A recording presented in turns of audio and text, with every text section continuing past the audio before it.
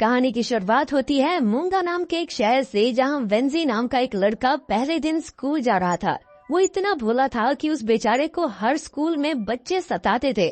इस स्कूल में भी पहले ही दिन बच्चों ने उसे परेशान करने का प्लान बनाया। लंच के समय क्लास के गुंडे गौ ने वेंजी का खाना चुरा लिया और उसे बेइज्जत करने लगा। पर अब वेंजी ने भी सोच रखा था कि वो किसी की गुंडागर्दी सहन नहीं करेगा। उसने हिम्मत जुटाई और गौ से अपना खाना वापस छीन लिया। लेकिन गौ अंदर ही अंदर इस बात से चिढ़ गया।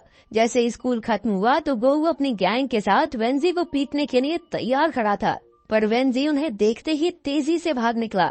गौ और उसकी गैंग भी उसका पीछा करने लगी और उन्होंने कुछ ही पलों में उसे धर दबोचा। फिर वो मिलकर उसे बुरी तरह पीटने लगे, पर अचानक वेंजी के जूते पर कुत्ते की पौटी लग गई और इसी की मदद से उसने बदमाशों को डरा कर भगा दिया।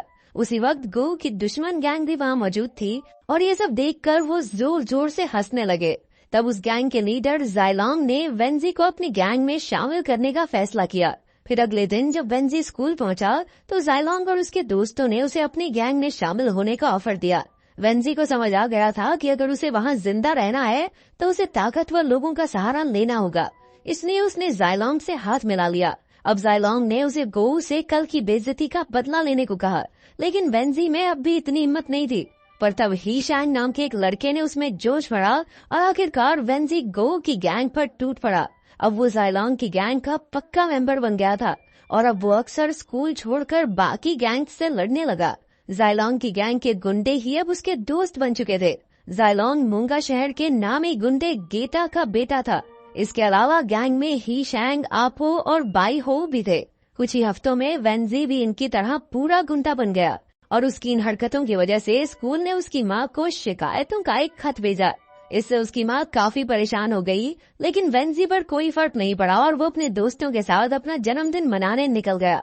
उन्होंने जमकर पार्टी की और फिर एक मंदिर में जाकर हमेशा एक दूसरे का साथ देने की कस्में खाई।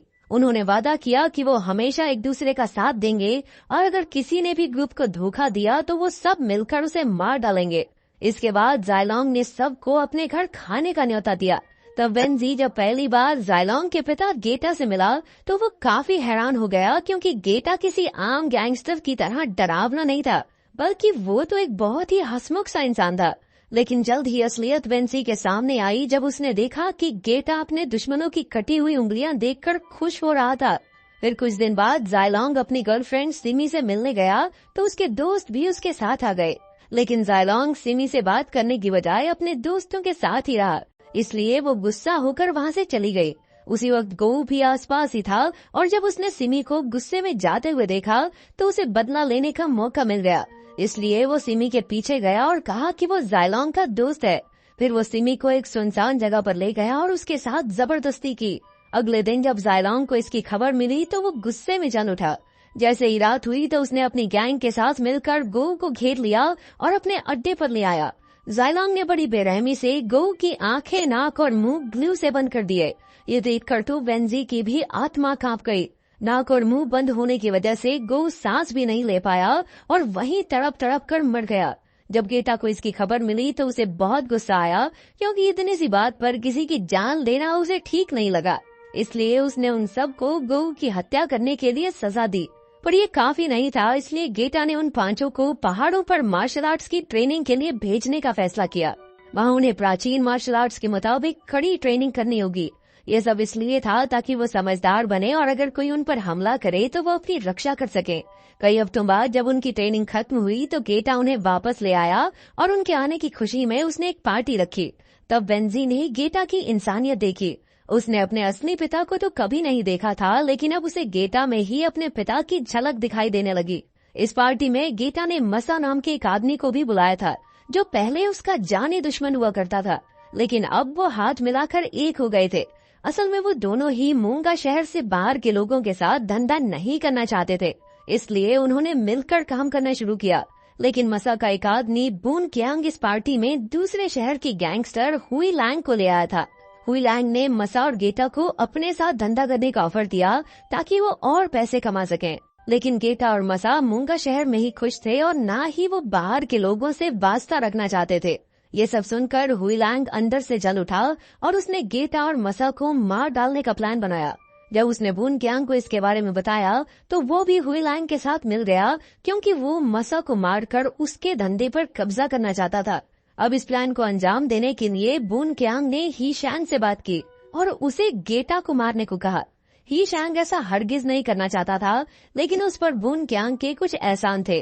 बून क्यांग ने कई साल पहले उसकी जान बचाई थी, इसलिए अब वो उसकी बात टाल नहीं सका। और तो और ही शैंग का भी यही मानना था कि गेटा और मासा बंदूकों का इस्तेमाल किए बिना आज भी तलवारों से लड़ रहे हैं, जिससे मोंगा शहर का अंडरवर्ल्ड आगे नहीं बढ़ पा रहा।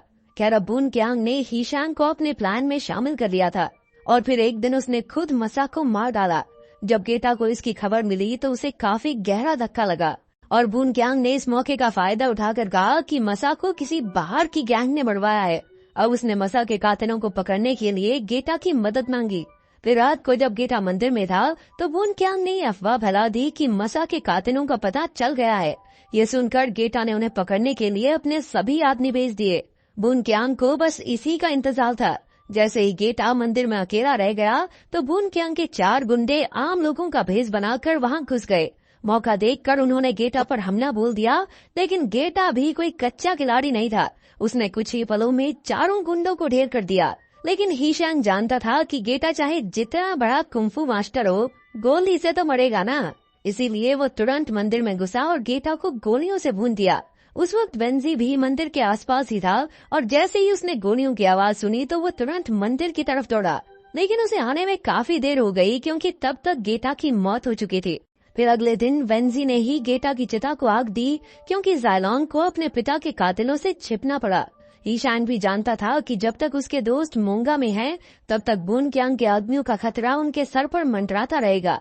इसलिए उसने जायलोंग, वेंजी, आपो और बाई हो को इकट्ठा किया और उन्हें कुछ समय के लिए फिलीपींस चले जाने को कहा। हालांकि ही शैंग ने गेटा को मारकर उन्हें धोखा जरूर दिया था, लेकिन उसे अब भी अपने भाइयों जैसे दोस्तों की परवाह थी। आखिरकार सब दोस्तों ने फिलीपींस जाने का फैसला किया, लेकिन वेंजी वहीं रुक गया, क्योंकि वो उसी शहर में रहकर गेटा के असली कातिल को ढूंढकर उसकी मौत का बदला लेना चाहता था।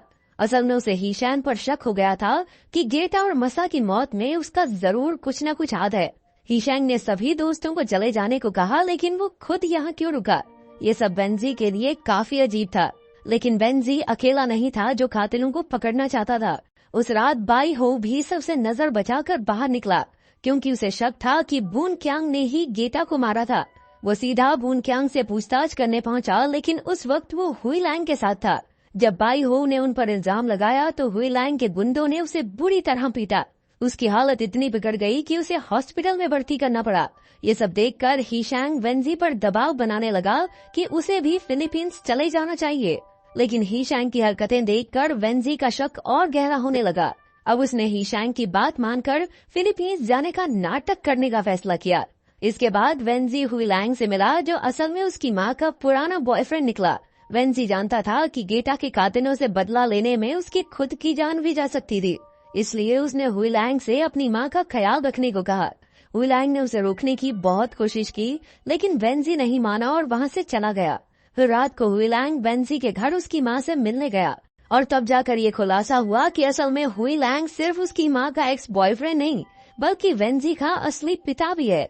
वेंजी की माँ ने आज तक ये सच हुईलैंग और वेंजी दोनों से छिपा कर रखा था।